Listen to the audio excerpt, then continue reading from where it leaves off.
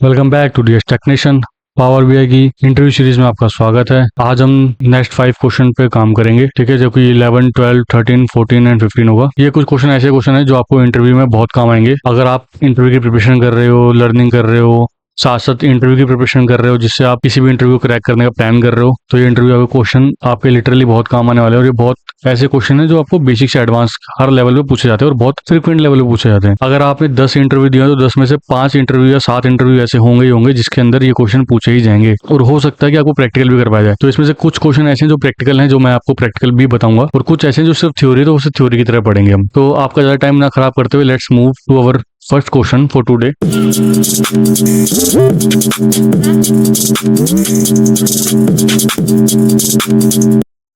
इसका question number 11। ये हमारी सीरीज 3 है। 1 और 2 अभी तक अपलोड हो गई है। अगर आपने अभी तक नहीं देखा है और आप इंटरव्यू की प्रिपरेशन कर रहे हैं तो प्लीज गो एंड वॉच। उससे आपको बहुत ज्यादा क्लियरिटी आएगी, आपको समझ में आएगा कि बेसिक क्वेश्चंस क्या क्या होते हैं और इंडस्ट्रियल में कौन कौन से क्वेश्चन की डिमांड है, राइट। तो आप उसके अकॉर्डिंग प्रिपरेशन करोगे। और इसमें सिर्फ ऐसा नहीं होगी बस ये 4 वीडियो में बना दिया खत्म, नहीं, ये पूरी एक लंबी चौड़ी सीरीज होने वाली है। इसमें हर पॉसिबल क्वेश्चन पूछा जाएगा जो मैं खुद पर्सनल लाइफ में जब मैं इंटरव्यू लेता हूँ अपने ऑफिस के लिए, तो मैं खुद क्वेश्चन पूछता हूँ। इवन जो मुझे डेली लाइफ में लगता है कि ये एक न्यू प्रॉब्लम है विथ डमी डेटा। सो आप प्रिपेयर रहोगे इन फ्यूचर में, अगर कभी आपका पाला किसी ऐसे बंदे से मिलता है जो रियल लाइफ के चैलेंजेस को इंटरव्यू में क्वेश्चन में कन्वर्ट करके पूछता है, तो आपको बहुत हेल्प हो जाएगी। सो आज का जो फर्स्ट क्वेश्चन है वो ये है, what are relationship in power BI and why are they important. बहुत इंपॉर्टेंट क्वेश्चन है ये। आपको फिलहाल रिलेशनशिप दिख रहा होगा, बट ये रिलेशनशिप अकेला नहीं है, ये रिलेशनशिप बहुत डीप है। फिलहाल हम इसको सिर्फ अपर लेवल पे पढ़ रहे हैं ताकि हम धीमे धीमे ग्रो कर पाए। अगर हम बहुत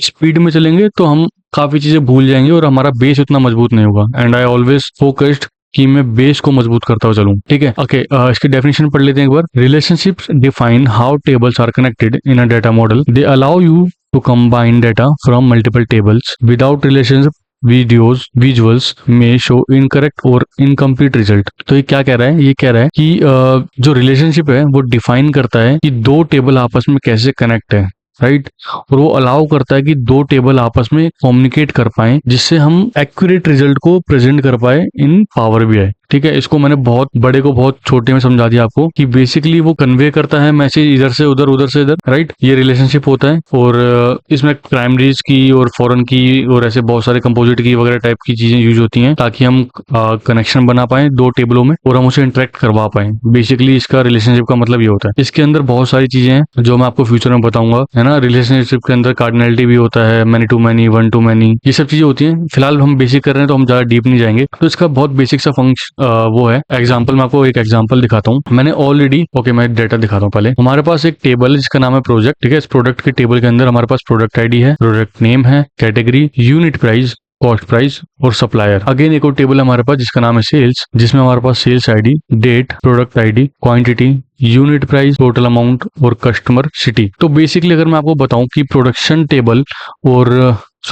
टेबल और सेल्स टेबल में क्या आपस में लिंक बन सकता है, तो वो प्रोडक्ट आईडी, ठीक है। आप जब इसमें जाओगे तो यहाँ पे भी आपको प्रोडक्ट आईडी मिलेगी। तो जैसे product ID P001 sales table में कितनी बार यूज हुई है? P001 5 जनवरी को और 9 जनवरी को, इन 2 दिन पे इस प्रोडक्ट की सेल हुई है। और प्रोडक्ट की क्वांटिटी कितनी गई है? 2, और इस तारीख को 1। उसके अकॉर्डिंग अगर मैं देखूं कि लेट्स से प्रोडक्ट 1 की यानी P001 जो कि होता है लैपटॉप प्रो 14, राइट। इसमें अगर मैंने डायरेक्ट कॉलम पे जाऊंगा तो दिखाएगा मुझे 36 लैपटॉप सेल्स की हैं। बट जब हम रियलिटी में जाएंगे सेल्स टेबल में और फिल्टर लगाएंगे सिर्फ P001 को, तो हमें पता कितना लगेगा कि 1 और 2 दो प्रोडक्ट सेल्स हुए हैं। और जबकि यहाँ पे कितना दिखा रहा है हमें 36, जो कि इनकरेक्ट है, राइट। क्योंकि हमारे जो क्वांटिटी सेल्स हुई है वो 3 हुई है। अगर आप देखोगे मैंने क्या किया, एक्स एक्सिस पे प्रोडक्ट नेम ले रखा है, वाई एक्सिस में सम ऑफ क्वांटिटी ले रखा है। और ये दोनों ही चीजें दोनों ही जो चीजें आ रही हैं वो आ रही हैं आपके प्रोडक्ट और सेल्स टेबल से, राइट। अभी इसमें लिंक नहीं है, सारे के सारी जो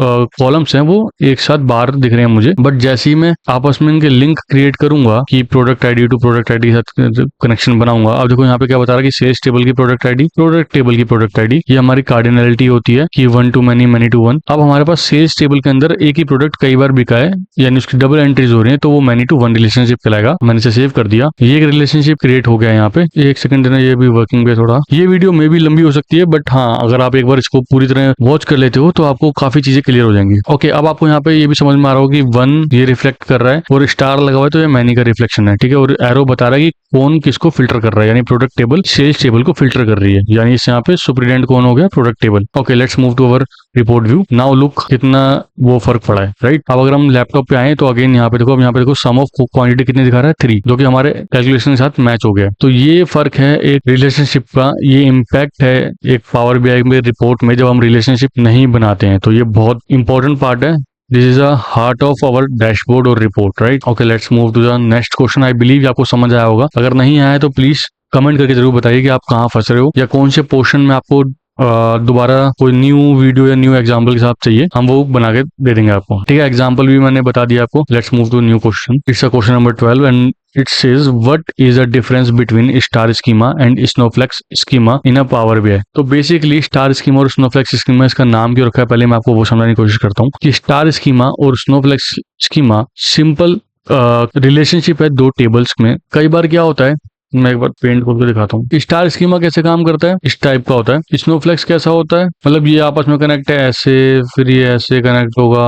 अब यहाँ पे कुछ टेबल्स हैं और बीच में एक टेबल होती है। इस पोर्शन का अगर कोई टेबल होगा तो हम उसे स्टार को बोलते हैं, और ऐसा कुछ स्ट्रक्चर बन रहा होगा टेबल का तो हम उसे स्नोफ्लेक कहते हैं। एक और होता है जो गैलेक्सी होता है, वो बहुत डाइवर्स है, बहुत एडवांस है। एडवांस क्या, इवन हम उसे यूज भी नहीं करते हैं, प्रेफर नहीं करते हैं यूज करने का, बट रियल लाइफ में जरूरत पड़ी जाती है। ये मेरा पर्सनल थॉट ऑफ प्रोसेस है कि रियल लाइफ में जरूरत पड़ ही जाती है, ठीक है, मेरा एक्सपीरियंस बोलता है। बाकी अगर एक टेबल दूसरी टेबल के साथ कनेक्ट है, सिर्फ मतलब फैक्ट टेबल डायमेंशन टेबल से अगर कनेक्ट है तो हम उसे स्टार स्कीमा कहेंगे। बट अगर हमारी फैक्ट टेबल डायमेंशन टेबल के साथ, फैक्ट टेबल हमारी जो होगी वो अगर डायमेंशन टेबल के साथ कनेक्ट है एंड डायमेंशन टेबल अगेन किसी फर्दर डायमेंशन टेबल के साथ कनेक्ट है, तो वो होगी हमारी स्टार स्कीमा। हम अपना डाटा फ्लो हो गया, हमारे पावर बीआई हो गया, इनको स्लो और एक्यूरेट करने के लिए हम ट्राई करते हैं कि हम स्टार स्कीमा की तरफ जाएं, स्नोफ्लेक्स स्कीमा भी यूज ना करें। इवन गैलेक्सी स्कीमा तो बहुत दूर हो गया, बट ये रियल लाइफ नहीं है, रियलिटी नहीं है।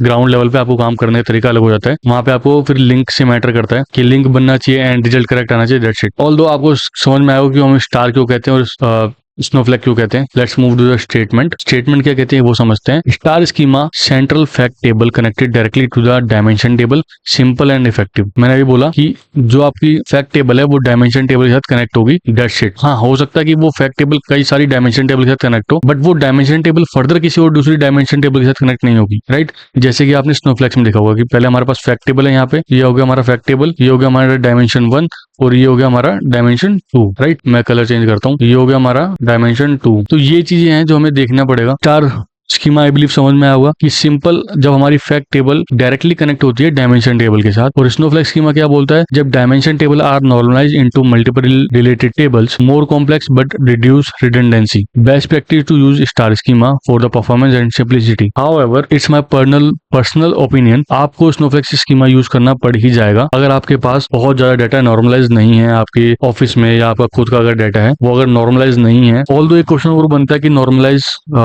कितने टाइप के होते हैं, नॉर्मलाइज होता क्या है, ये फ्यूचर में पढ़ेंगे। अभी फिलहाल शुरू कर रहे हैं तो धीमे धीमे चलते हैं बेस क्रिएट करते हुए, ठीक है। आई बिलीव आपको समझ में आया question number 12। Let's move to the next question and it's 13।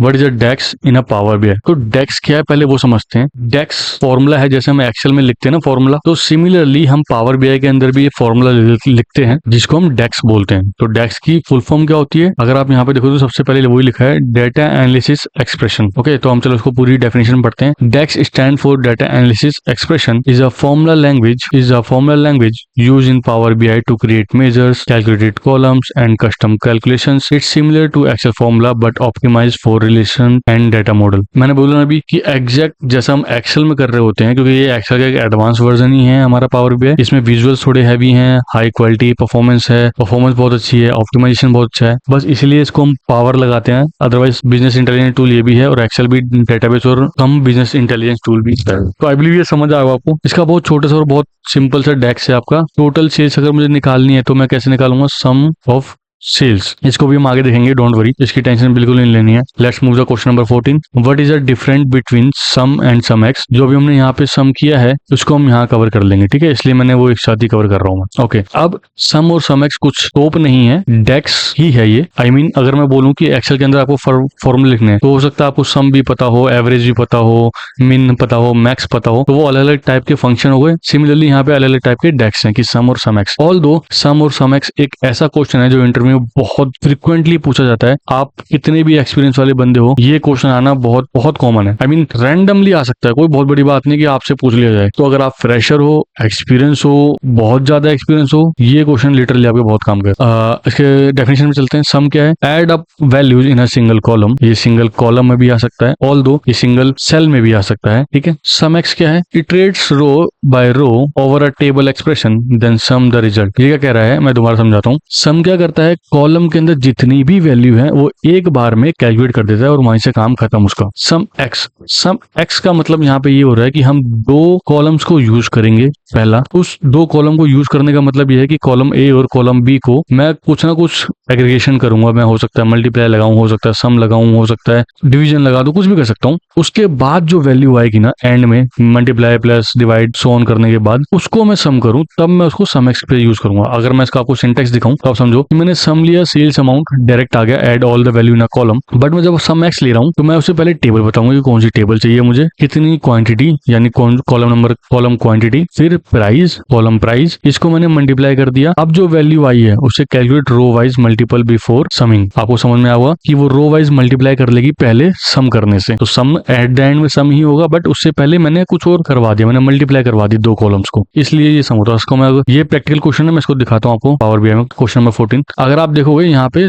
जैसे मैंने आपको दिखाया था ना, मैं इसमें से फिल्टर हटा देता हूँ और चले जाते हैं सेल्स में। अब मैंने अगर एक साथ इसको सेल कर का सम कर दूं तो क्या वैल्यू आएगी? तो वैल्यू आएगी आपकी यहाँ पे 290835। अगर मैं कहूँ कि मैं इसको एक साथ सम ना करूं, चलो पहले मैं एक बार सम वाला करके दिखा देता हूँ। मैं इसको कॉपी पेस्ट करता हूँ। मैंने यहाँ पे 3 कार्ड ले लिए, एक जो डायरेक्ट आ रहा है, दूसरा मैं इनडायरेक्ट लेता हूँ, न्यू मेजर, जिसको मैं कर देता हूँ सम किया मैंने। सम वाला देखो यहाँ पे सिंटैक्स आ गया, सीधे कॉलम नेम पूछ रहा है, तो मुझे क्या करना है? टोटल अमाउंट को प्लस करवाना है, ब्रैकेट क्लोज और एंटर। सम आ गया, पहले मैं सम रख देता हूँ, एग्जैक्ट वैल्यू मेरी मैच हो गई।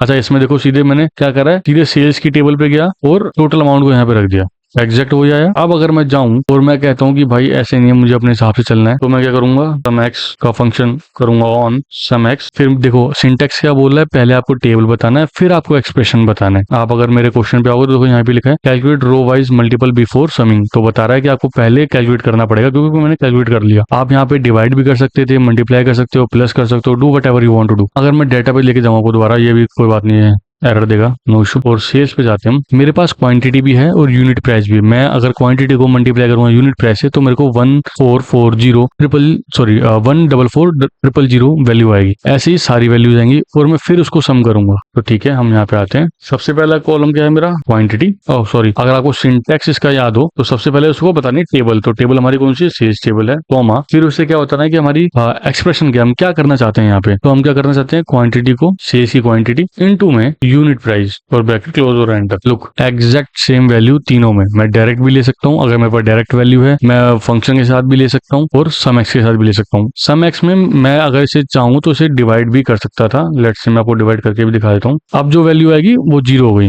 क्यों?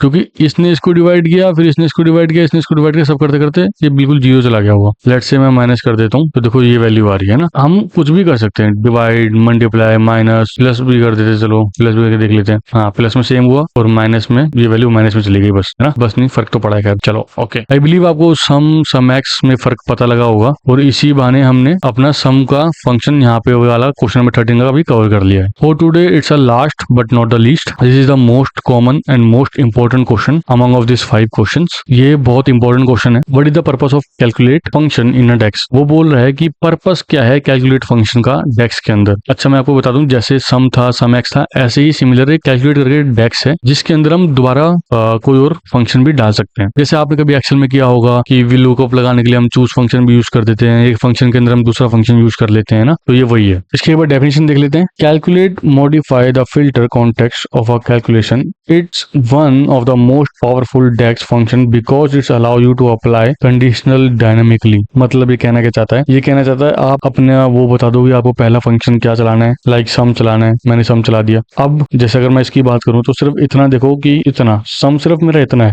जितना मैंने हाईलाइट कर दिया ना येलो, मेरा पहला फंक्शन इतना ही है। अब अगर मैं कैलकुलेट फंक्शन लेता हूं तो मुझे इसके साथ फ्री क्या मिलेगा वो मैटर करता है। अगर मैंने कैलकुलेट फंक्शन लगाया, फिर मैंने सम किया, उसके बाद ये क्या बोलेगा, ये पूछेगा कि भैया आपने सम तो लगा दिया, क्या आपको कोई फिल्टर लगाना है। समझ रहे हो, मतलब आपको सम तो करना है, बट सम करने के लिए कोई स्पेसिफिक क्राइटेरिया है क्या? अगर कोई स्पेसिफिक क्राइटेरिया तो आप ये यूज कर सकते हो। इसको प्रैक्टिकल वे में समझते हैं। क्वेश्चन नंबर 15 पे आते हैं। मैंने पहले से ही सेल्स टेबल दोबारा ले ली है, ठीक है। सेल्स टेबल पे हमारे पास प्रोडक्ट आईडी था, हमारे पास टोटल ऑफ सेल्स था, अगर आपको याद हो यहाँ पे 290835 290835 और यहाँ पे भी टोटल आ रहा है 290835। ये मैंने टेबल ले लिया ताकि आपको समझ आता रहे कि हो क्या रहा है। अब अगर मैं यहाँ पे स्लाइसर में P001 सेलेक्ट करता हूँ, यानी प्रोडक्ट 001 सेलेक्ट करता हूँ, तो उसकी वैल्यू आ रही है 216000। यहाँ पे भी 216000 हम वैलिडेट है, यहाँ पे मैच हो गए हैं। अब अगर मैं बोलूं कि मुझे जानना है सिर्फ, मतलब मुझे फिल्टर नहीं देना, मुझे डायरेक्ट सिर्फ और सिर्फ P001 जानना है कि जब भी P001 की वैल्यू होगी, मतलब सेल्स होगी, आप मुझे उसको सम करके दे दो, डजंट मैटर वो किसी और के साथ क्या है, मुझे फिल्टर नहीं लगाना, मुझे उसकी वैल्यू चाहिए ही चाहिए,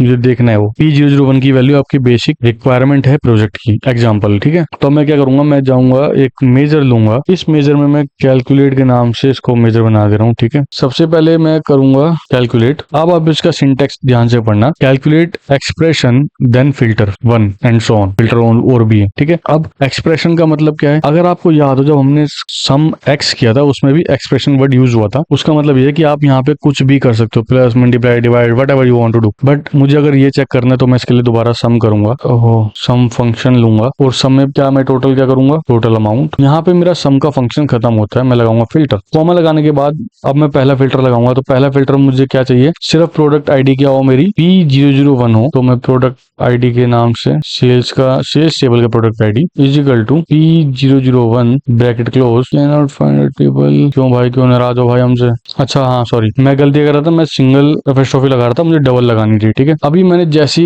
P001 पे सेलेक्ट करूंगा, यहाँ पे आ जाएगा 216000। मैं इस तरह से जो भी मैंने कैल का बनाया है कैलकुलेटर वाला वो रख लेता हूँ। अब जैसे ही मैं इसको फिल्टर करूंगा, हटाऊंगा, तो यहाँ पे देखो कोई फर्क नहीं पड़ रहा, बट इस पे क्लिक करने पे देखो सेम वैल्यू मैच हो रही है हमारी। और इसका फंक्शन क्या है अपना, ये वाला कैलकुलेटेड सम। मैंने क्या सम किया, मुझे टोटल अमाउंट सम चाहिए था, और सेल्स की प्रोडक्ट मतलब सेल्स के टेबल के अंदर जो प्रोडक्ट आईडी है वो प्रोडक्ट आईडी स्पेसिफिकली चाहिए मुझे P001, यानी P001 ये वाली। इसलिए कैलकुलेट कॉलम बहुत इंपॉर्टेंट है। ये बहुत बेसिक सा करवाया मैंने एग्जांपल जस्ट फॉर अंडरस्टैंडिंग, क्योंकि मैं ये समझता हूँ कि इस वीडियो को हर टाइप का इंसान देख के समझ पाए। ऐसा ना हो कि कईयों के सर के ऊपर से स्किप हो जाए कि ये हुआ क्या। तो इसलिए मैं उस एडवांस लेवल पे लेके नहीं जा रहा हूँ चीज को। अभी स्टार्टिंग में क्वेश्चन प्रिपरेशन कर रहे चल रहे हैं, एंड आई बिलीव कि अगर आप एक बार हमारी पूरी सीरीज देख लेते हैं, ऑल्दो सीरीज धीमे धीमे अपडेट होती रहेगी, आई प्रॉमिस कि आप जो भी अगला इंटरव्यू देने जाओगे ना, उसके 90 प्लस क्वेश्चंस, हमारे 90% प्लस क्वेश्चंस यहाँ मैच हो ही जाएंगे आपके, कोई रोक ही नहीं सकता। हो सकता है उसके अंदर की वैल्यूज अलग हो, लाइक हो सकता है उसके अंदर का जो टेबल, प्रोडक्शन टेबल ना हो कि कोई और टेबल हो, सेल्स टेबल ना हो कि कोई और टेबल हो, या उसके पूछने का तरीका अलग हो,